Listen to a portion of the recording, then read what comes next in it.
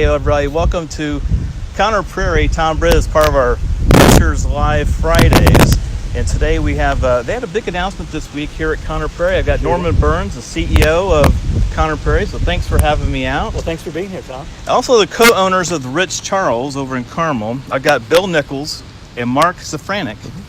Pretty close, right? Yeah, you're on. With Ritz Charles, and a big announcement this week about the Chinese house, which is right over our shoulders. And Norman, just for everybody who's not familiar with the Chinese house, because I've never seen this place before, what's the history of this house behind us? Well, this house was actually built in the early 1900s by the Atkins family, which is an industrialist family in Indianapolis. And like a lot of people in major cities at that time, they were escaping to the country, during the summertime because it was less polluted and it was a little bit cooler, especially on a river or a lake. And so that's exactly what they did. It was later purchased in the mid-teens by the Darich family, and then purchased in 1947 by Eli Lilly. And the reason he purchased it is he'd already purchased the property that William Connor's house sat on, and he was trying to acquire all the property in order to preserve the original William Connor home place. And it just so happened that the Atkins Darich house was already sitting on it, which had been built as a country house or retreat for those families. And he decided to use it for a similar reason. And because of his interest in Chinese art, he decided to begin to decorate the house, paint the ceilings, bring in furnishings and artwork, and called it the Shinhoshi, the House of the Sylvan Harmonies, because it was a place of beauty and harmony, and wanted to make sure that whether his family was visiting or people from the company were holding retreats there, that it was a place that they could kind of relax, a place that they could let their thoughts be centered on what they're doing. And especially this wonderful surrounding, the wooded area and this bluff overlooking the White River. What a wonderful place for that to be. And so basically from the 40s to the early 60s, that's exactly how it was used. And so this house, which Lily uses as a weekend retreat, is going to go through a big renovation, thanks in part to you guys. The Ritz Charles made an investment. I think the Lilly Endowment made an investment. Some private donors made an investment. Actually, the Nancy and Jay Ricker actually made an investment to renovate this place. What's your guys' vision for this building? We're just so happy to be partnering with Prairie, such a good name, and just a beautiful, piece of land, and being able to be share, and doing great things at a great facility. It's going to be improved. They're restoring the Chinese house.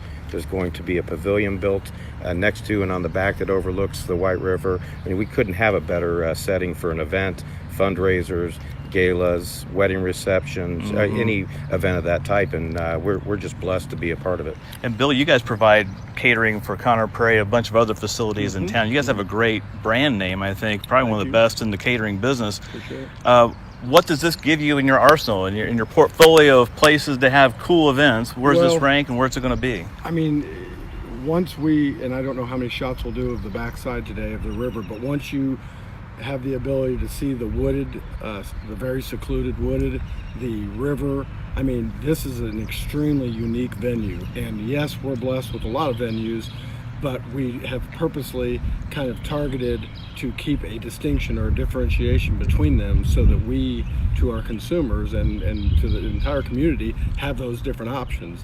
And I think, like Mark said, this is going to be wonderful for years to come, and we're going to come right off the footprint of Lily and hopefully have a lot of people relaxing here a lot. This is going to be a great community venue, really. Right, and Norman, to that point, you got $3 million or so going into this renovation, adding on the back. There's going to be glass and seating for 250 people. What's that do for Prairie? I mean, you talk about the community having a place. We've always had this place called Prairie, at least in recent history, but what's this going to do for you? Well, let's talk about, we talked earlier about the history of the place and the funding. I think it's important to understand that the Chinese house has always been part of Prairie's arsenal of use. So we've been using it since the mid-60s as a meeting place, as a rental place, on and off. That's been part of what Prairie's been doing. So when we received the grant from Lilly Endowment Incorporated a couple years ago to look at ways that we could raise our capacity as an organization and sustain our operations, funds, both from an earned income and a program fees and those types of things. The Chinese house bubbled up to the top of the list. We knew that this was a heritage piece for us, something that we needed to better restore and preserve and kind of bring back to the public knowledge.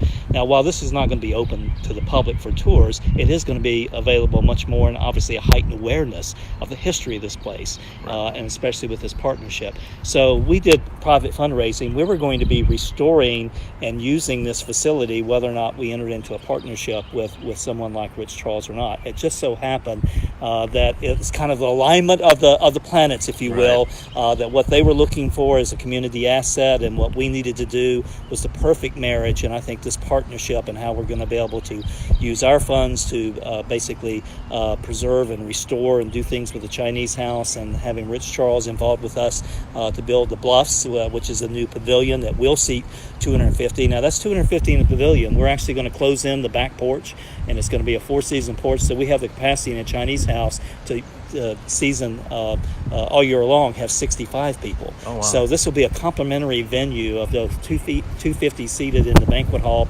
as well as the rest of the facility will be used. So this is a 12-month facility, and that really helps us with one of our strategic imperatives as an organization, that we want to be considered more of a year-round place for people to visit. So once again, this wonderful partnership with Ritz-Charles allows us to do this, and I think it's a unique venue, and I think it's a way for people to see how a nonprofit and for-profit can come together and do something fabulous for the community. And you guys must have seen the vision too, because you actually put some money in it too. I mean, you guys are vested in this as well. How does this fit into your vision going down the road? The vision of Ritz-Charles, where you guys want to be? Is this right in line with that? Or is this the next best things to come? I mean, you guys going to do some more of this? Vision, you have your Christmas wish list as business owners and community members, and I think one of our Christmas wish lists for us was to be able to do something that we thought was going to not only be sustainable, because there are trends that come and go all the time, but we really felt like when we saw this setting, and I think everybody will agree with me, what's unbelievable about this particular site and this house and the woods is all of us have been blessed with going to Conner Prairie for X number of years of our life, and our kids have gone there, and that's all wonderful. But what's unbelievable is you get back here and you say to yourself, oh my gosh, this is amazing. Where's this been? And so I think that wow factor is gonna transcend and just be a home run for us. In terms of the vision of the future, we just, to be honest with you, we want to grow from Ritz-Charles' perspective in a controllable fashion. It's really important to us because we've got to maintain that quality and that customer experience that Conner Prairie has brought to the table and Ritz-Charles has for decades on end. So we want to continue that first and foremost, and then let's do a good job at these things, and then maybe we'll worry about the future down the road. Opening sometime next year? Right now, we're looking at an end of January of 2019 opening, weather permitting, as we get under construction here. So if people are scheduling or getting engaged this summer, looking for a venue next summer, next spring, next fall, if you got corporate retreats that come around every year, you're looking for those next spring, I guess. Family reunions, any type of meeting. Reunions, any kind of meeting. So, and again, we'll post some photos online. We've got the story up on @fishers.com, so you guys want to see the renderings and what this place is going to be. But this will be a huge bonus for Fishers, Carmel, this whole north side. And I also want people to understand that this is not just available for Ritz-Charles and for any type of rental, whether it be corporate events, wedding events. We're also going to be doing community events here as Conner Prairie. So fundraisers, those kinds of things. Fundraisers, but we're also going to be making it available to groups to use. We're going to be using it for our own functions. So imagine, we're hoping that it's going to be done January 2019, so we can have our annual meeting in this space. So Super Bowl party. Well, maybe not a Super Bowl party. We'll see. It just maybe if the Colts get back to Super Bowl, there we go. that. But yeah, well, that'd be really cool. Well, again, check it out at Conner Prairie's website. We'll post on @fishers.com. You guys, congratulations. This is a great coup for our whole community, and I can't wait till they get back here and can see this place, because once you see the bluffs, you see the views back here. There's nothing like this anywhere. It's amazing. It really is. Well, thanks for joining me. Have a great weekend, everybody. I'll see you guys next Friday. We'll be live with Scott Fadness, the mayor of Fishers, at the Geist Half Marathon Packet Pickup at 11:30. So come on out, get your packet, come be part of our show. We'll see you next Friday, okay? Take care. And we are